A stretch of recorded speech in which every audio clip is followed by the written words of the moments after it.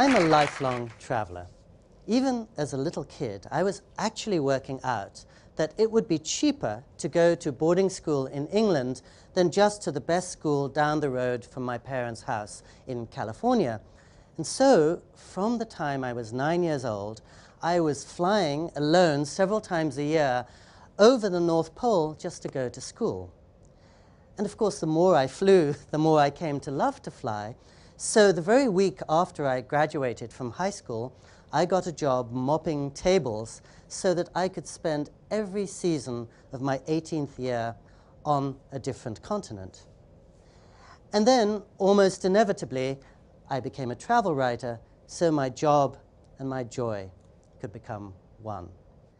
And I really began to feel that if you were lucky enough to walk around the candlelit temples of Tibet or to wander along the seafront in Havana with music pulsing all around you, you could bring those sounds and the high cobalt skies and the flash of the blue ocean back to your friends at home and really bring some magic and clarity to your own life. Except, as you all know, one of the first things you learn when you travel is that nowhere is magical unless you can bring the right eyes to it. You take an angry man to the Himalayas, he just starts complaining about the food.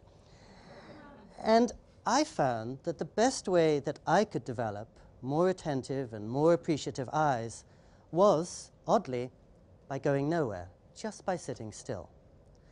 And of course, sitting still is how many of us get what we most crave and need in our accelerated lives, a break.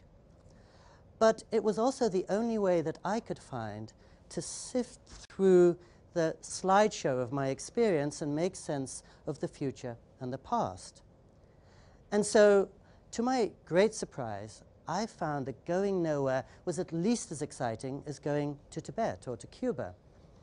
And by going nowhere, I mean nothing more intimidating than taking a few minutes out of every day or a few days out of every season, or even, as some people do, a few years out of a life in order to sit still long enough to find out what moves you most, to recall where your truest happiness lies, and to remember that sometimes making a living and making a life point in opposite directions. And of course, this is what wise beings through the centuries from every tradition have been telling us. It's an old idea. More than 2,000 years ago, the Stoics were reminding us it's not our experience that makes our lives, it's what we do with it. Imagine a hurricane suddenly sweeps through your town and reduces every last thing to rubble. One man is traumatized for life, but another, maybe even his brother, almost feels liberated and decides this is a great chance to start his life anew. It's exactly the same event, but radically different responses. There's nothing either good or bad, as Shakespeare told us in Hamlet, but thinking makes it so. And this has certainly been my experience as a traveler. 24 years ago, I took the most mind-bending trip across North Korea. But the trip lasted a few days. What I've done with it, sitting still, going back to it in my head, trying to understand it, finding a place for it in my thinking, that's lasted 24 years already and will probably last a lifetime. The trip, in other words, gave me some amazing sights, but it's only sitting still that allows me to turn those into lasting insights. And I sometimes think that so much of our life takes place inside our heads, in memory or imagination or interpretation or speculation, that if I really want to change my life, I might best begin by changing my mind. Again, none of this is new. That's why Shakespeare and the Stoics were telling us this centuries ago. But Shakespeare never had to face 200 emails in a day. The Stoics, as far as I know, were not on Facebook. We all know that in our on-demand lives, one of the things that's most on demand is ourselves. Wherever we are, any time of night or day, our bosses, junk mailers, our parents can get to us. Sociologists have actually found that in recent years, Americans are working fewer hours than 50 years ago, but we feel as if we're working more. We have more and more time-saving devices, but sometimes it seems less and less time. We can more and more easily make contact with people on the furthest corners of the planet, but sometimes in that process, we lose contact with ourselves. And one of my biggest surprises as a traveler has been to find that often it's exactly the people who have most enabled us to get anywhere who are intent on going nowhere. In other words, precisely those beings who have created the technologies that override so many of the limits of old are the ones wisest about the need for limits, even when it comes to technology. I once went to the Google headquarters and I saw all the things many of you have heard about, the indoor tree houses, the trampolines, workers at that time enjoying 20% of their paid time free so that they could just let their imaginations go wandering. But what impressed me even more was that as I was waiting for my digital ID, one Googler was telling me about the program that he was about to start to teach the many, many Googlers who practice yoga to become trainers in it. And the other Googler was telling me about the book that he was about to write on the inner search engine and the ways in which science has empirically shown that sitting still or meditation can lead not just to better health or to clearer thinking, but even to emotional intelligence. I have another friend in Silicon Valley who's really one of the most eloquent spokesmen for the latest technologies, and in fact was one of the founders of Wired magazine, Kevin Kelly. And Kevin wrote his last book on fresh technologies without a smartphone or a laptop or a TV in his home. And like many in Silicon Valley, he tries really hard to observe what they call an internet Sabbath, whereby for 24 or 48 hours every week, they go completely offline in order to gather the sense of direction and proportion they'll need when they go online again. The one thing perhaps that technology hasn't always given us is a sense of how to make the wisest use of technology. And when you speak of the Sabbath, look at the Ten Commandments. There's only one word there for which the adjective holy is used.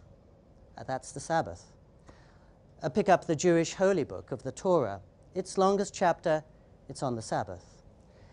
And we all know that it's really one of our greatest luxuries, the empty space. In many a piece of music, it's the pause or the rest that gives the piece its beauty and its shape. And I know I, as a writer, will often try to include a lot of empty space on the page so that the reader can complete my thoughts and sentences, and so that her imagination has room to breathe. Now, in the physical domain, of course, many people, if they have the resources, will try to get a place in the country, a second home. I've never begun to have those resources, but I sometimes remember that any time I want, I can get a second home in time, if not in space, just by taking a day off. And it's never easy because, of course, whenever I do, I spend much of it worried about all the extra stuff that's going to crash down on me the following day. I sometimes think I'd rather give up meat or sex or wine than the chance to check on my emails. And every season I do try to take 3 days off on retreat, but a part of me still feels guilty to be leaving my poor wife behind and to be ignoring all those seemingly urgent emails from my bosses and maybe to be missing a friend's birthday party. But as soon as I get to a place of real quiet, I realize that it's only by going there that I'll have anything fresh or creative or joyful to share with my wife or bosses or friends. Otherwise, really, I'm just foisting on them my exhaustion or my distractedness, which is no blessing at all. And so, when I was 29, I decided to remake my entire life in the light of going nowhere. One evening, I was coming back from the office. It was after midnight. I was in a taxi driving through Times Square, and I suddenly realized that I was racing around so much I could never catch up with my life. And my life then, as it happened, was pretty much the one I might have dreamed of as a little boy. I had really interesting friends and colleagues. I had a nice apartment on Park Avenue and 20th Street. I had, to me, a fascinating job writing about world affairs. But I could never separate myself enough from them to hear myself think, or really to understand if I was truly happy. And so I abandoned my dream life for a single room on the back streets of Kyoto, Japan, which was the place that had long exerted a strong, really mysterious gravitational pull on me. Even as a child, I would just look at a painting of Kyoto and feel I recognized it. I knew it before I ever laid eyes on it. But it's also, as you all know, a beautiful city encircled by hills, filled with more than 2,000 temples and shrines, where people have been sitting still for 800 years or more. And quite soon after I moved there, I ended up where I still am, with my wife, formerly our kids, in a two-room apartment in the middle of nowhere where we have no bicycle, no car, no TV I can understand. And I still have to support my loved ones as a travel writer and a journalist, so clearly this is not ideal for job advancement, or for cultural excitement, or for social diversion. But I realized that it gives me what I prize most, which is days and hours. I have never once had to use a cell phone there. I almost never have to look at the time. And every morning when I wake up, really the day stretches in front of me like an open meadow. And when life throws up one of its nasty surprises, as it will more than once, when a doctor comes into my room wearing a grave expression, or a car suddenly veers in front of mine on the freeway, I know in my bones that it's the time I've spent going nowhere that is going to sustain me much more than all the time I've spent racing around to Bhutan or Easter Island. I'll always be a traveler. My livelihood depends on it. But one of the beauties of travel is that it allows you to bring stillness into the motion and the commotion of the world. I once got on a plane in Frankfurt, Germany, and a young German woman came down and sat next to me and engaged me in very friendly conversation for about 30 minutes. And then she just turned around and sat still for 12 hours. She didn't once turn on her video monitor. She never pulled out a book. She didn't even go to sleep. She just sat still. And something of her clarity and calm really imparted itself to me. I've noticed more and more people taking conscious measures these days to try to open up a space inside their lives. Some people go to black hole resorts where they'll spend hundreds of dollars a night in order to hand over their cell phone and their laptop to the front desk on arrival.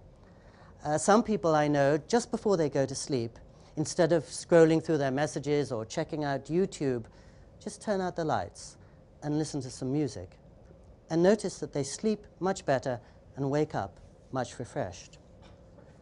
I was once fortunate enough to drive into the high, dark mountains behind Los Angeles, where the great poet and singer and international heartthrob Leonard Cohen was living and working for many years as a full-time monk in the Mount Baldy Zen Center.